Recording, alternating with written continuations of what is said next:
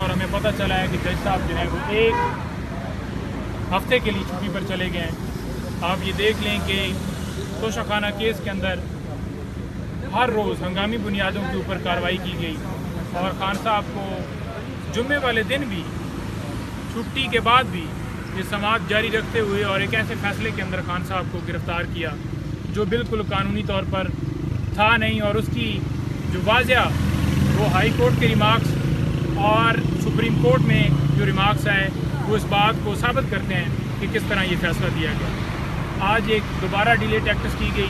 हमने जो जहाँ पर एडमिनिस्ट्रेटिव जज थे उनको दरख्वास्त दी कि जनाब आप क्योंकि यहाँ पर ड्यूटी जज हैं और इस केस की समाअत करें, तो उन्होंने माजरत की क्योंकि उन्होंने कहा कि वो नोटिफिकेशन अलहदा से हुआ है और उसमें ऑफिसर सीक्रेट एक्ट के तहत जो है वो अदालत बनाई गई है, तो लिहाजा मेरे पास वो जुरिस्डिक्शन नहीं है।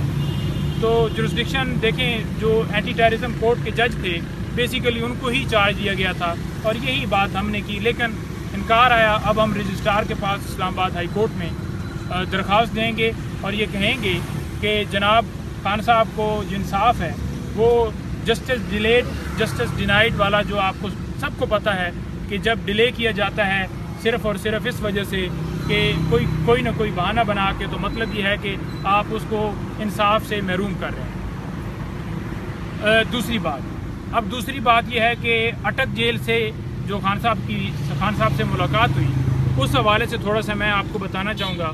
पॉइंट वाइज मैं रखना चाहूँगा जो कि मैंने खान साहब के सामने बातें रखी और उनसे मैंने गुजारिश की कि काइंडली इसके ऊपर हमें लाजमी बताएं। खान साहब से ये पूछा कि सर ये आप बताएं कि मुख्तलिफ मैसेजेस चल रहे हैं, मुख्तलिफ बातें चल रही हैं कि बीबी साहिबा ने कोई बात की है किसी से, मुख्तलिफ बातें चल रही हैं कि आप जो है माफ़ी मांग रहे हैं, मुख्तलिफ बातें चल रही हैं कि आप बाहर जाना चाहते हैं, डील करना चाहते हैं, कंप्रोमाइज़ आप करना चाहते हैं और मुल्क छोड़ कर जाना चाहते हैं। तो खान साहब बड़े हैरान हुए। उनका दो टोक जवाब था। उन्होंने कहा कि ना तो मेरी जायदाद है बाहर, ना मेरा कोई पैसा बाहर है, ये मेरा मुल्क है और मैं इसमें ही मेरा जीना मेरा मरना इसी मुल्क के अंदर है और मैं ये हकीकी आज़ादी की जंग जो है अपनी कौम के लिए लड़ रहा हूँ। जमहूरियत की जो मेरी फ़ाइट है वो मेरी जारी रहेगी।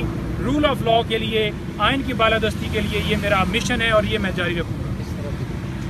मैंने उनसे ये भी पूछा कि ये बात जो की जा रही है इसको हम कैसे बताएं, तो खान साहब ने वाज़िया ये बात करते हुए साथ में ये भी ऐड किया कि इस वक्त जो लोग बाहर से आए उन्होंने आके इक़्तिदार के मज़े लिए, पैसा जो है बनाया, पैसा लूट कर वो बाहर लेके चले जाते हैं, वहाँ पर उनके डॉलर पड़े हुए हैं। आज डॉलर डबल हो चुका है। डॉलर डबल होने की वजह से आज जो है वहाँ पर उनकी जायदाद जो है वो डबल हो गई है और ये सिर्फ आते ही मुल्क लूटने के लिए हैं। इनकी जायदादें बाहर हैं, इनके पैसे बाहर हैं, कोई लंदन में बैठा हुआ है, कोई दुबई में बैठा हुआ है।